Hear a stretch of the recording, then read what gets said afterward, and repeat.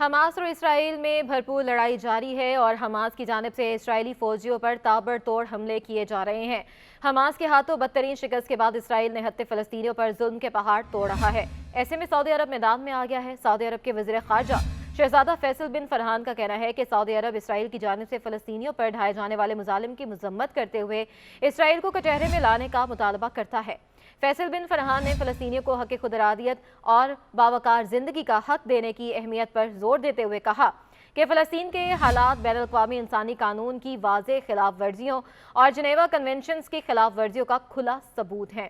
عرب media کے مطابق سعودی وزیر خارجہ شہزادہ فیصل بن فرحان نے انسانی حقوق کونسل کے جنیوا میں منعقدہ اجلاس سے خطاب میں کہا کہ مملکت غزہ میں جاری مصائب کو مسترد کرتی ہے اور فوری جنگ بندی کی حمایت کرتی ہے۔ سعودی عرب غزہ میں فوری جنگ بندی کا مطالبہ کرتا رہے گا تاکہ ایک منصفانہ اور پائیدار امن کے لیے قابل اعتماد راستے کی تشکیل پر زور دیا جائے۔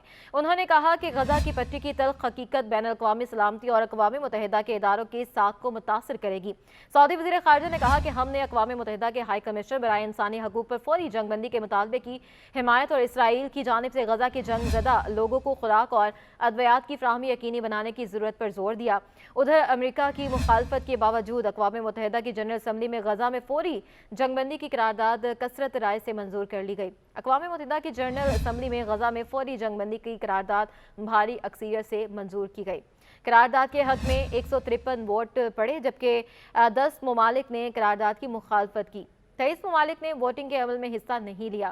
غزہ میں 7 اکتوبر کے بعد سے اب تک اسرائیلی حملوں میں شہید ہونے والے افراد کی تعداد 18,000 سے تجاوز کر چکی۔ شہداء میں زیادہ تر بچے اور خواتین شامل ہیں۔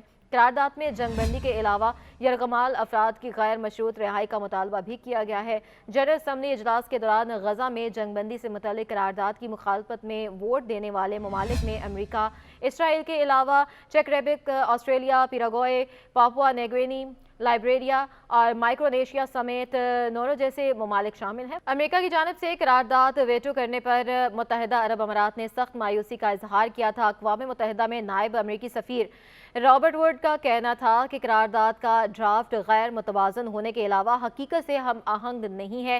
اس قرارداد سے معاملے کا کوئی ٹھوس حل نہیں نکل سکتا۔ امریکہ اس مسئلے پر دیرپا قیام امن کی بھرپور حمایت کرتا ہے جس سے دونوں فریق یعنی اسرائیل اور فلسطینی ایک دوسرے کے ساتھ امن اور سلامتی کے ساتھ رہ سکیں۔ اس سے قبل بھی امریکہ نے رواں برس اکتوبر میں اقوام متحدہ کی سیکیورٹی کونسل میں انسانی بنیادوں پر غزہ میں جنگ بندی کے لیے برازیل کی قرارداد کو ویٹو کیا تھا۔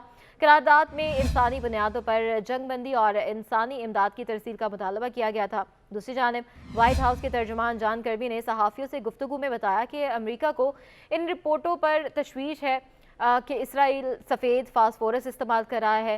واشنگٹن اس معاملے پر مزید معلومات حاصل کرنے کی کوشش کرے گا۔ امریکی عہدیدار نے کہا کہ واشنگٹن مشرق وسطی میں تنازعات کو بڑھانا نہیں چاہتا۔ ہم دوسرا محاذ اور لڑائی کی توسیع نہیں دیکھنا چاہتے۔ ایک امریکی اور اسرائیلی عہدیدار نے اتوار کو اسرائیلی اخبار کو بتایا کہ امریکی قومی سلامتی کے مشیر جیک سلوان نے اس ہفتے کے آخر میں ایک ایسے وقت میں اسرائیل کا دورہ کریں گے جب واشنگٹن کوششوں کو مربوط کرنے کے لیے تقریباً ہفتہ وار بنیادوں پر اپنے حکام کو وہاں بھیجنے کا خواہاں ہے۔